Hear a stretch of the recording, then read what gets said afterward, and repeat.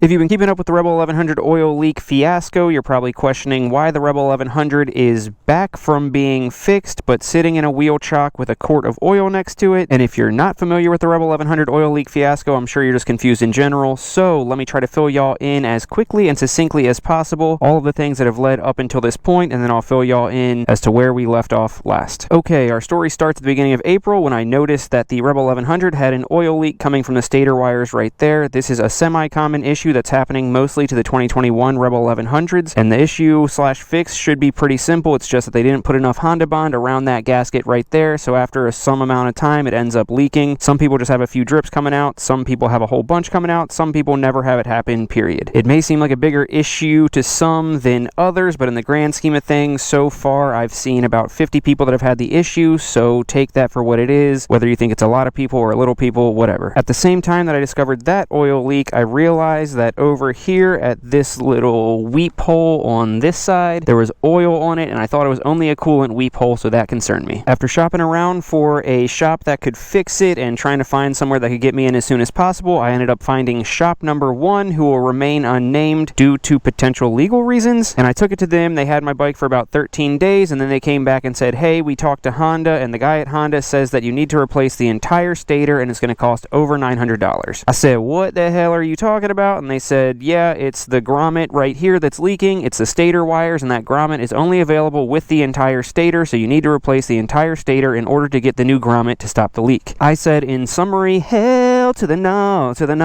no, that's not happening. Because everybody else's fix has been just to put extra Honda bond around it, and it costs them, you know, whatever a tube of Honda bond costs, and it's fixed. So I said, nope, I'm taking my bike back. I'll find another shop to do it, or I'll do it myself. Fast forward a day or two, Honda reaches out to that shop and says, hey, we heard about what's going on. We're actually going to cover the cost of the stator, even though he's outside of warranty. All he has to pay for is 2 hours of labor. That should have been around $300, so I said, yeah, let's go for it. Then that shop tried to say that there was an additional oil change fee added on top of that, and it was going to be an extra $140, which was not on the original estimate that they gave me, and it seemed kind of fishy that after Honda said they were going to cover it, that shop wanted to tack on extra money, so I said, hell to the nah, ha. And I made a video about it, and they had their lawyer reach out to me twice, threatening me with legal action that was totally baseless. I had my lawyer send them a 4-page letter that was essentially the lawyer version of a rap diss song, and I haven't heard anything back, so fingers crossed, but that's why we're not mentioning their name. So that was experience with shop number 1, we'll call them, and then I ended up finding shop number 2 that had already done 1 or 2 of these same oil leak fixes on Rebel 1100, so I figured that was my best bet. I was going to go to them. Even though they were about 2 hours away from me, I felt safest with them, and Honda agreed to send that Goodwill free stator to that shop. So the stator got to that shop. I rode my bike 2 hours to that shop to have them fix it, and then when I was riding home, I noticed that it didn't actually seem fixed for a few different reasons, and that's where we are right now and why there's a quart of oil sitting over there. But I think she's fixed-ish, so we're going to take her off the wheel chock, go for a ride, and I'll fill y'all in as to where the story lets off there. Now, as I'm telling y'all this story, God, dude. Now, as I'm telling y'all this story, I'm going to refer to the second shop as shop number 2, but I want to preface it by saying if you know what shop it is, I don't fault them for the issues that this still has, which is why I'm not naming them, because when I named shop number 1 in my other video, apparently a handful of y'all took it upon yourselves, apparently and allegedly, to leave bad reviews for that place, so I don't want it to seem like I'm just on shop number 2 also and have something happen. Honestly, they were super nice, they were super helpful, and sometimes just happens. Okay, moment of truth.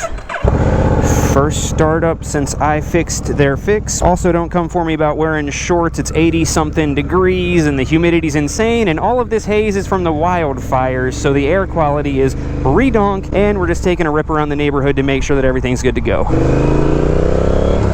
Okay, so let's start off with when I picked the bike up from shop number 2, and like I said, they had put the stator in the bike and then obviously sealed everything back up with Honda bond. When they were done, they reported back to me saying that the stator was in and the leak was gone and it was ready to be picked up. Dude, I don't know if y'all can see all the haze, but this honestly looks apocalyptic. It's pretty wild, and we're nowhere even close to Canada, so it's just crazy. Okay, so I picked up the bike from the shop and I checked it out. I didn't see an oil leak, so we were good to go fiasco there. Then I was walking around it and there were some scratches on my exhaust tip, and I was like, ugh, dude, those were not there before. And he looked at it and he's like, oh man, when we washed it afterwards, the guy who washed it must have scratched it a little bit. And I was like, honestly, dude, don't even worry about that. All that matters is that my bike is fixed. Y'all are awesome. I'm out of here. I showed up 10 minutes before they closed, because that's a whole other story. It was a crazy fiasco with the Uber and having to bring my rental bike back to Virginia. But anyway, I take the bike, I go on my way, and then I stop for gas and pull over to check it out, and I'm like, yeah, this is not right. First of all, I noticed a little drop of oil on the weep hole still, and I'm like, what the heck? And that wasn't anything they were fixing. Honda had already said that that was acceptable. As long as there's just a drip or two, it's not a big deal, but as soon as a lot comes out, then it's a big deal. So I noticed the drip, and I'm like, you know what? Maybe I should wipe off this drop of oil and then also wipe off that entire cover underneath where the leak was, just so that I know for certain that it's totally dry. So when I get home, if there's any oil, I know that the leak is not fixed. So I'm in the parking lot of a Sheetz, and I grab some napkins, I take the cover off, and while I'm down there, I immediately notice that there's a big old chip on my frame. All right, so I'm at the Sheetz in Virginia. I'm about to head home. Just picked up the Rebel 1100, and I took the cover off to make sure it was totally wiped down of oil, so that we know if anything's on there when we get home, it's from the trip and it's still leaking. But I just saw that the frame is chipped.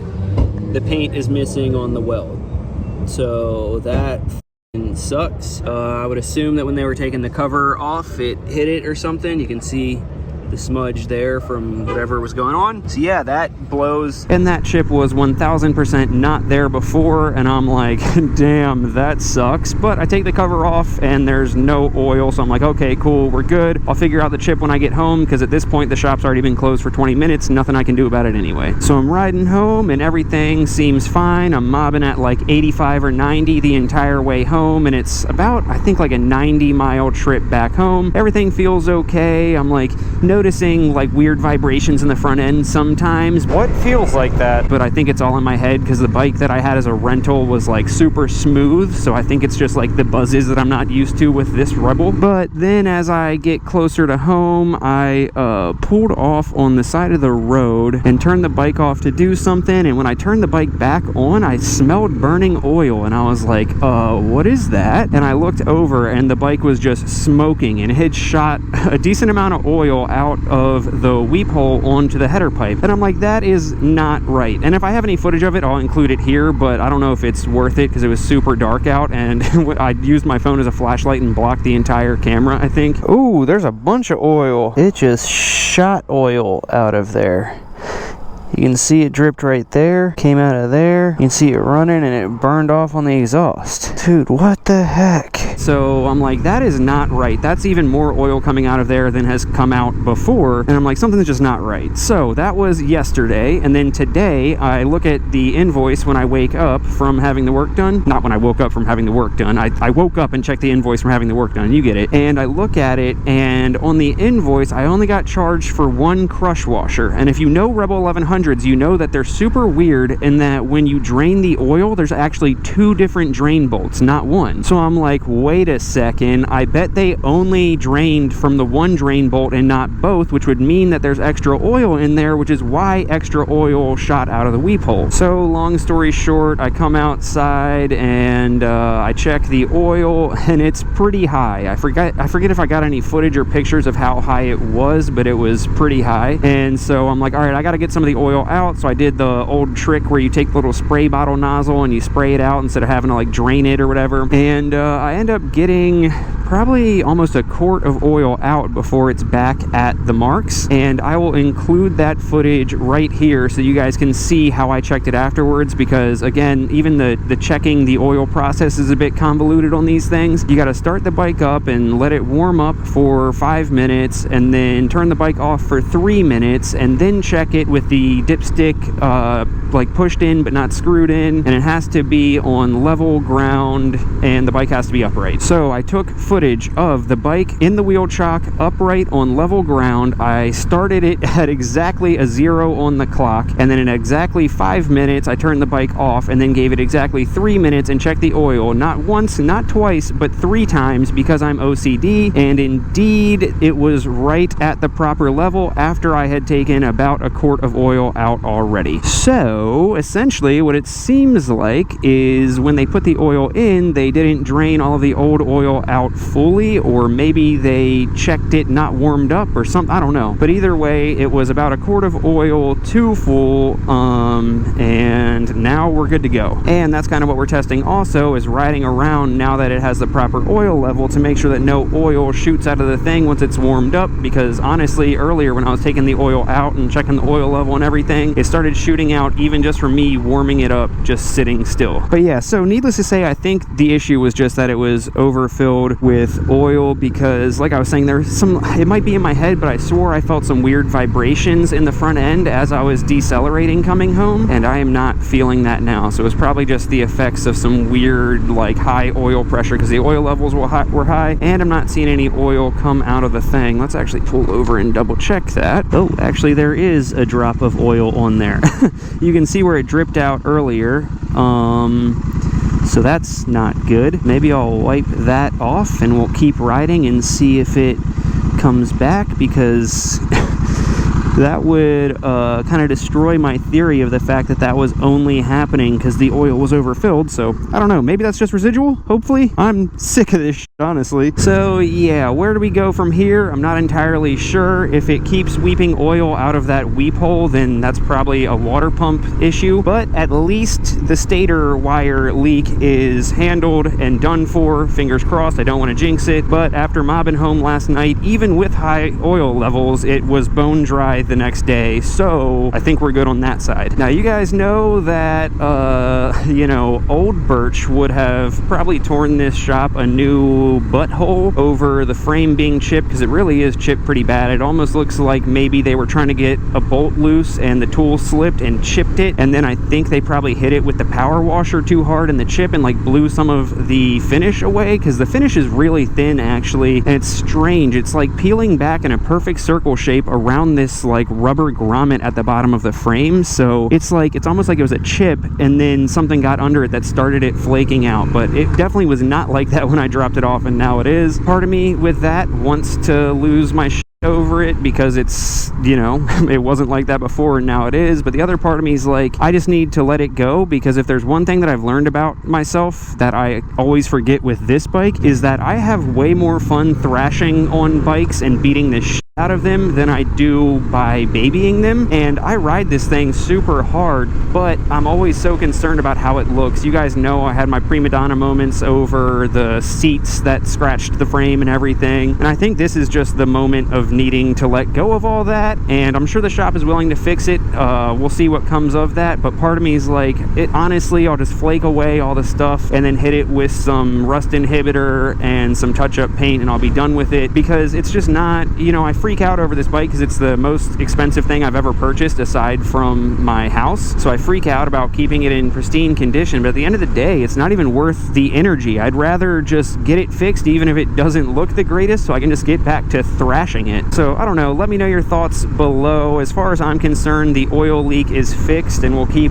an eye on the weep hole. And then as far as the damage done to the bike, I feel like happens, you know, that could have happened just as easily if me and my buddy decided to do it. But I also feel like this is kind of just like the sign that I needed to stop letting shops touch my bikes ever. I easily could have taken that cover off myself and put Honda Bond on it, but if I'm being honest, I just didn't want to, because I don't know, I'm pretty confident in my mechanical abilities, but there's just something about, like I said, the second most expensive thing that I own, me opening up the motor, even though it's just the side case, and potentially messing something up. I got no problem doing that on the cheap-ass Grom or the XR150 or something like that, but on the Rebel, it's just different for me, because a blown motor on this, God forbid, is the cost of the Navi and the XR150 combined. And I know this whole oil leak fiasco has a lot of you guys freaked out, and lots of people are commenting saying, oh, the Rebel 1100 was on my short list of bikes to buy, and now seeing all this trouble that you're going through, it's coming right off that list. I'm never buying a Rebel. Honda's quality's going down. But honestly, guys, that's just a crapshoot troubleshoot that you're going to encounter buying anything new. I bought the first model year of a brand new bike, and it is VIN number 34, so it's the 34th bike to roll off of the assembly line, which would have happened at the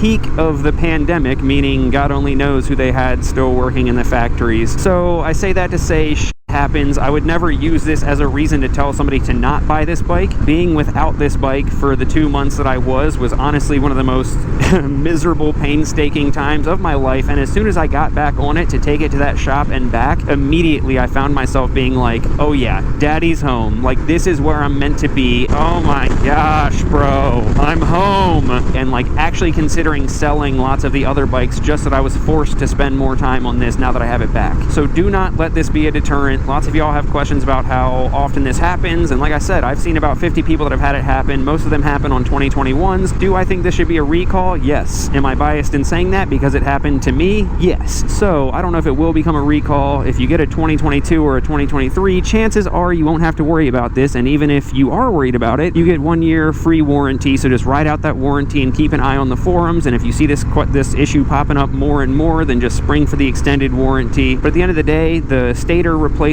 is not a normal thing. It should come down to just taking that cover off and sealing it up with more Honda Bond. And, you know, retrospect, I kind of wish that I had just done that myself, or even not taken the side cover off and just crammed some more Honda Bond in that gasket from the outside. But you live and you learn. The bike is fixed. That's all you can ask for. I'm very scatterbrained because I'm so excited to have this bike back, also while being mixed with feelings of annoyance for having to complete the fix myself. But that is life. Keep a positive attitude. Buy a Rebel 1100. Don't worry. Have fun. Ride this out of it. I love you guys. Peace. Oh, so basic. Hope you play this. Damn, I prayed it. Nice song and I became this. Old souls fake it. Paid those placements. Fuck shit.